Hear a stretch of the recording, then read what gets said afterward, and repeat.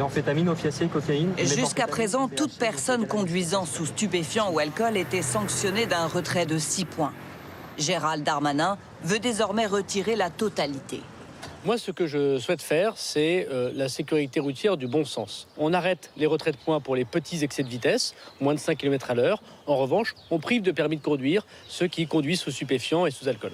Renforcer les sanctions au-dessus de 0,8 g par litre de sang, mais aussi renommer en homicide routier les accidents mortels dus à la drogue et à l'alcool.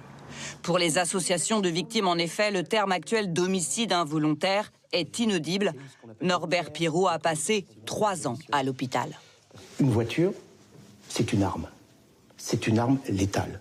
Et c'est une arme qui tue. Il faut le savoir. Il faut vraiment que les gens soient conscients que quand ils ont bu, quand ils ont pris de la drogue, quand ils montent dans leur voiture, ils peuvent tuer. Mais le plus important pour cet avocat n'est pas de requalifier les choses, mais d'appliquer la loi. Comment explique-t-on que lorsque la loi actuellement prévoit le maximum qu'on peut envisager en matière de délit, c'est-à-dire 10 ans d'emprisonnement quand on a 2 circonstances aggravantes qui suivent un décès sur la route, comment explique-t-on qu'on arrive rarement au tiers de peine prononcée ?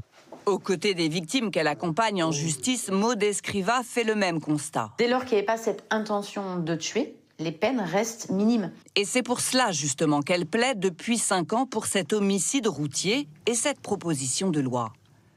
C'est de manière délibérée qu'une personne prend le volant après avoir consommé de l'alcool ou des stupéfiants. Pour que cela ne soit plus considéré comme un accident involontaire. C'est de la délinquance routière.